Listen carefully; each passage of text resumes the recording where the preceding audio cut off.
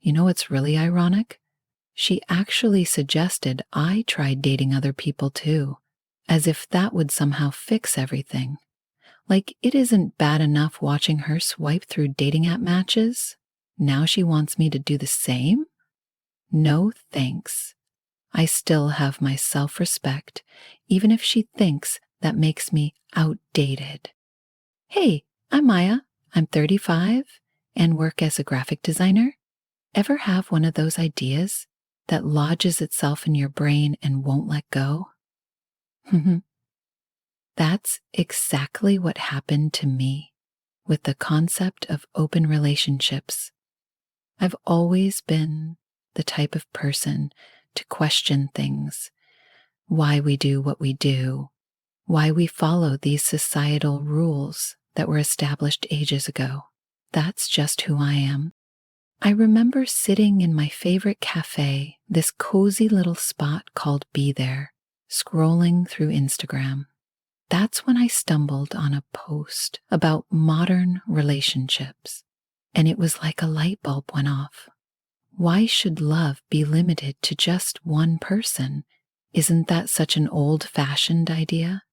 The more I read about polyamory and open relationships, the more it clicked for me. I couldn't help but wonder, who even decided monogamy was the standard? It's probably a bunch of men centuries ago who viewed women as property or something.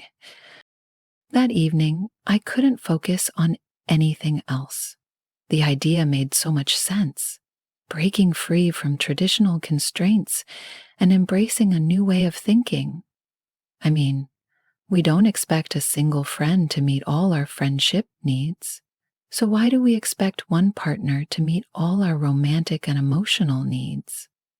I spent hours devouring articles, joining online forums, and watching videos of people living these life-giving lives. It was inspiring, and I couldn't wait to share it with Ben. Ben, my boyfriend of 5 years, is 36 and works as a software engineer. He's always been supportive of my ideas. Well, most of them. I figured he'd at least be willing to discuss this one. It wasn't like I was suggesting we break up. In fact, I saw it as a way for us to grow together, to evolve as a couple and take on something progressive. One evening, over dinner, his favorite creamy mushroom pasta, I decided to bring it up. Trying to sound casual while my heart raced, I asked, "What do you think about open relationships?" I'd rehearsed this conversation in my head dozens of times, but his reaction was nothing like I'd imagined. You should have seen his face. It was like I'd suggested we move to Mars. It froze, fork suspended midair, and the sauce dripped back onto his plate. When he finally spoke, there was an edge to his voice I'd never heard before. It felt like a wall going up between us, brick by brick. I tried explaining my reasoning, how open relationships are progressive and feminist, about breaking free from outdated ideas of ownership and jealousy. I shared everything I'd learned, the stories of couples making it work, thriving even. But the more I talked, the more he shut down. His shoulders tensed, his jaw clenched, and he barely touched the rest of his meal. Honestly, I was let down. I thought he was more open-minded than this. I mean, hello, it's 2024, not the 1950s. It felt like he wasn't even trying to understand my perspective. All those articles I'd read warned about this, how some people are stuck in their ways, unable to see past their conditioning. But I truly believed Ben would be different. He's young, progressive in other ways. He even supported me when I started my feminist podcast last year. So why couldn't he see that this was just another step forward in our journey as a couple? Hey, Ben here. I keep replaying that dinner in my head. One minute it was a normal evening.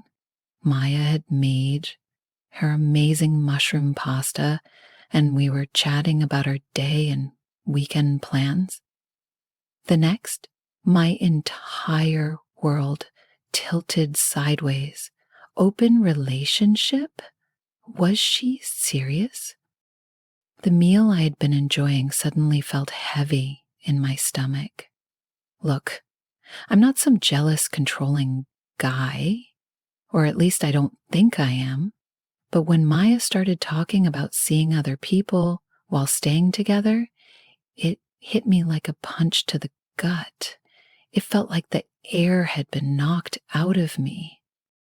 What made it worse was how casual and excited she seemed, like she was suggesting we try a new restaurant instead of upending the foundation of our relationship. I've always believed in committing fully to one person. Call me old-fashioned, but that's just who I am. My parents have been married for 35 years. Sure, they've had their rough patches, but they've always stood by each other. That's what I want. That's what I thought Maya and I had. The way she talked about it, though, like it was the most natural thing in the world, made me question everything. You know what's truly absurd? She actually suggested that I start dating other people too, as if that would magically make everything fine, as if watching her match with strangers on dating apps isn't painful enough. She thinks I should join in?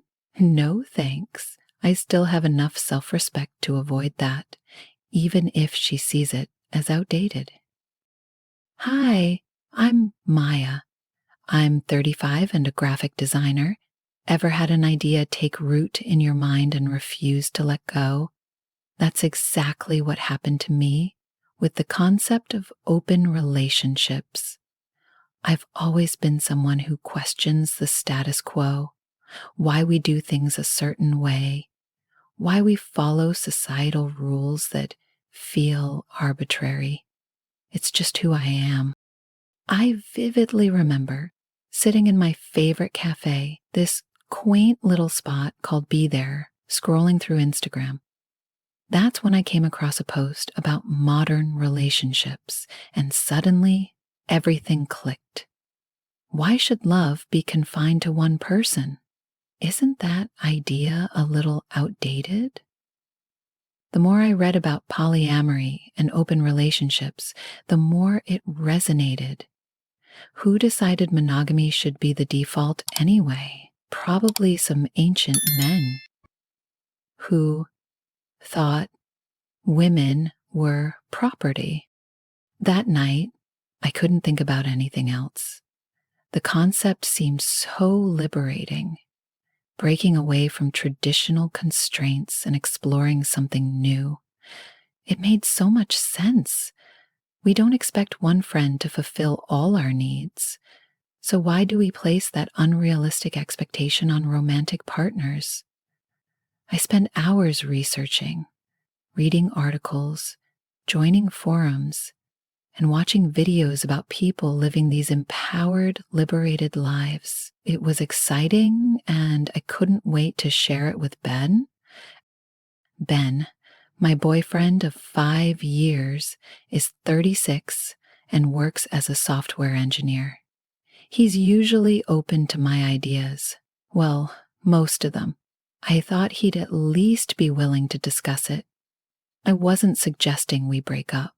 I saw it as a way for us to grow together and become a modern, progressive couple. One evening, while we were eating dinner, I made his favorite cream mushroom pasta. I casually brought it up. What do you think about open relationships?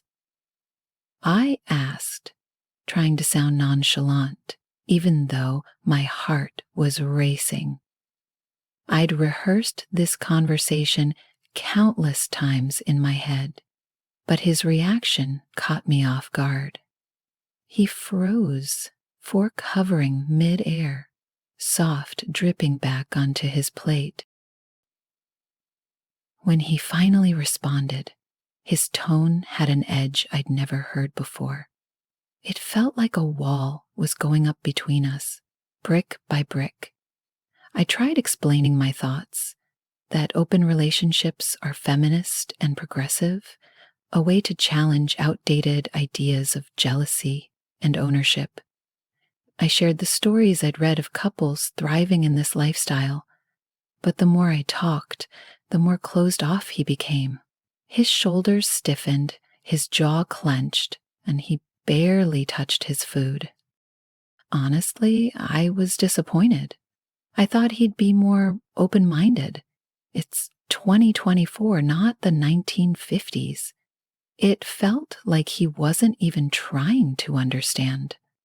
All the articles I'd read had warned about this, how some people are stuck in their conditioning, unable to see beyond it.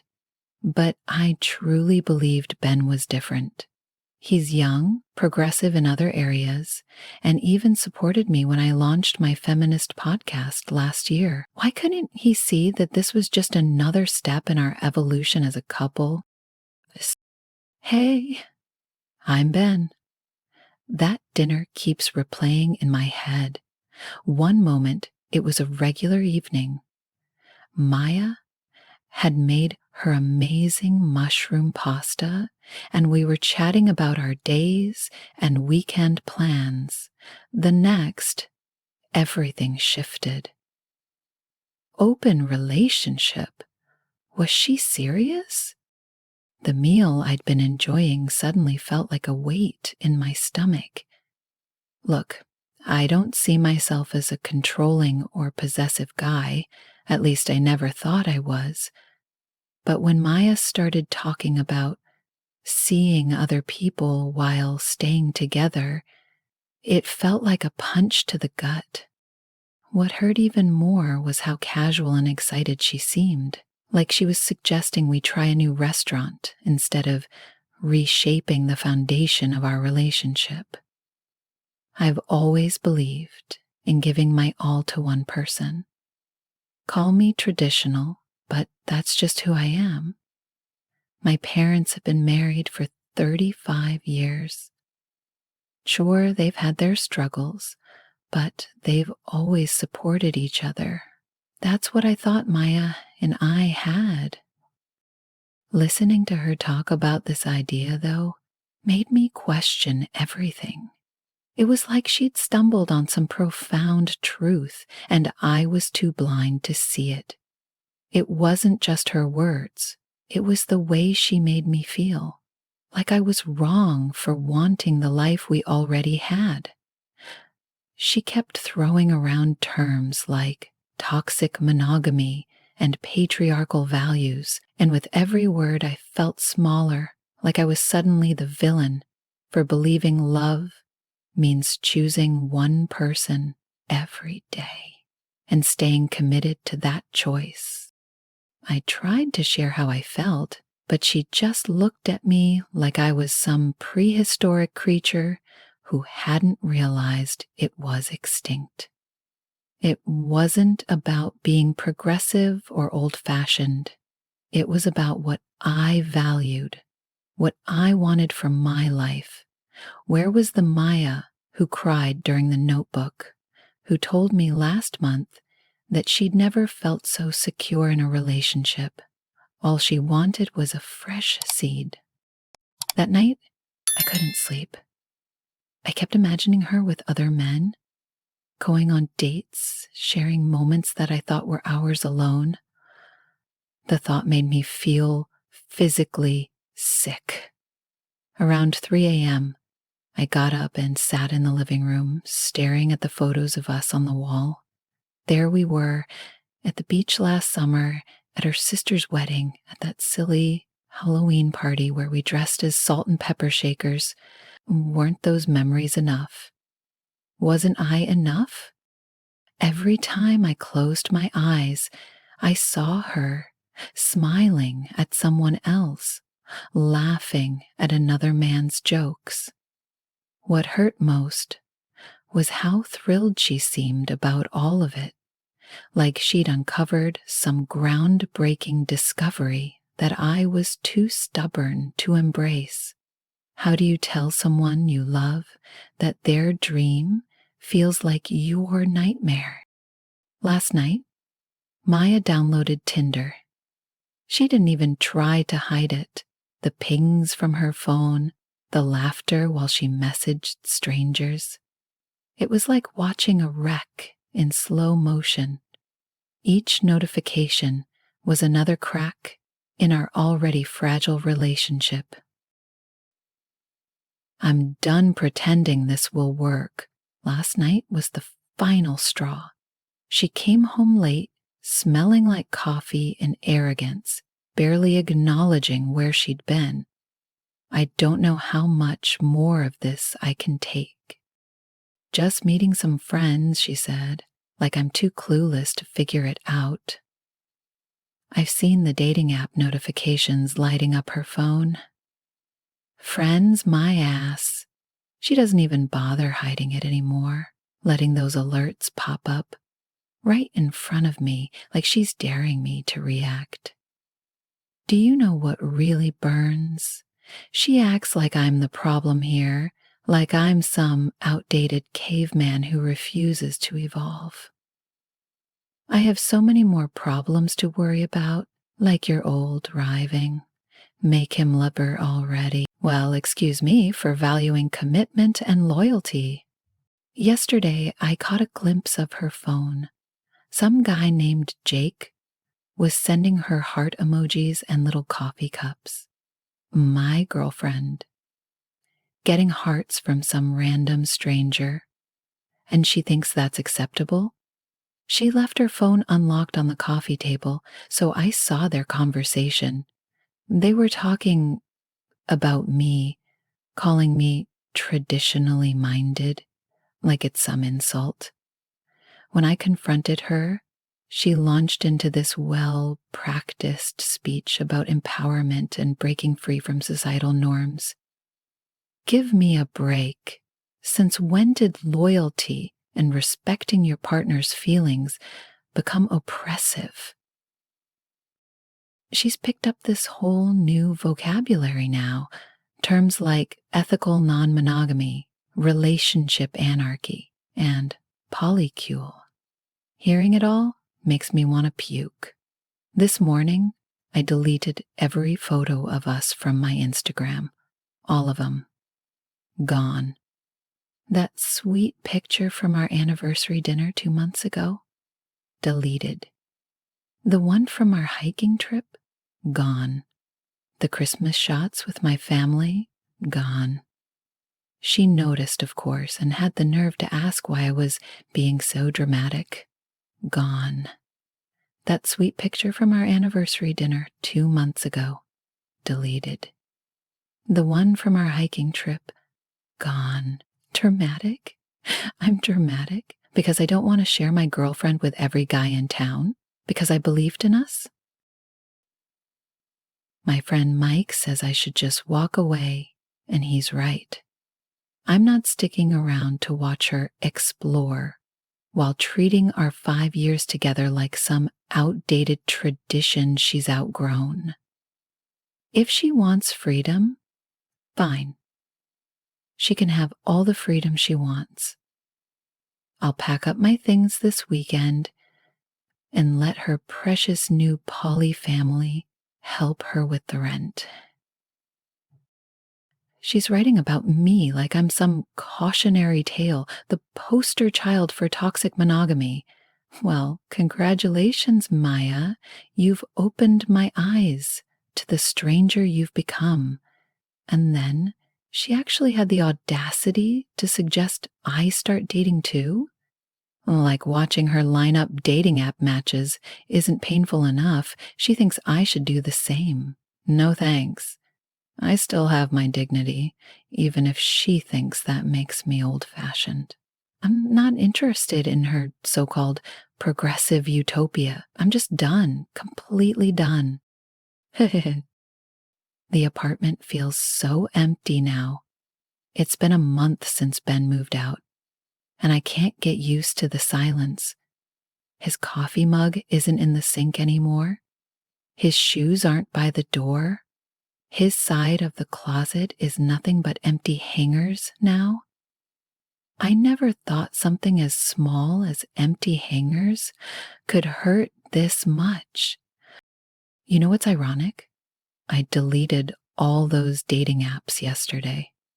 Turns out having 5 different people tell you you're special doesn't actually make you feel special, doesn't actually make you feel special. Jake, the philosophy professor, and all those connections I thought I was building, they feel so hollow now, like I was trying to fill an ocean with a teaspoon. Last night, I went to the poly meetup again, sitting there as everyone gushed about their amazing relationships, their beautiful polycules, their enlightened way of living. But this time, something felt off. I looked around and all I saw were people trying way too hard to convince themselves they were happy. Sarah, the one who said her husband eventually came around to polyamory, they're separated now.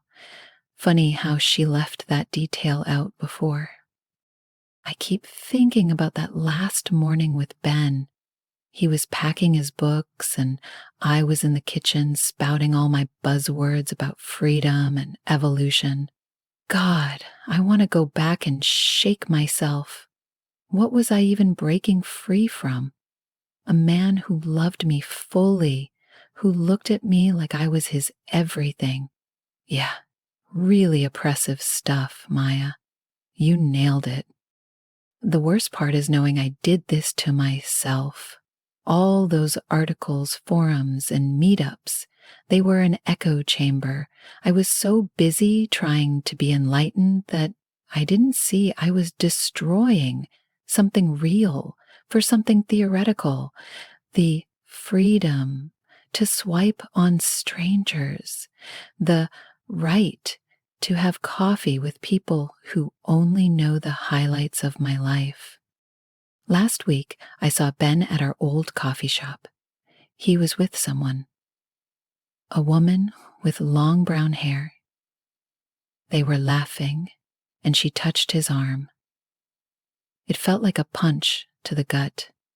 Me, the big advocate for open relationships, feeling sick at the sight of Ben with someone else. All those terms I learned, conversion, ethical non-monogamy, don't mean a damn thing when you're watching the love of your life smile at someone else. You know what they don't tell you about breaking free from monogamy?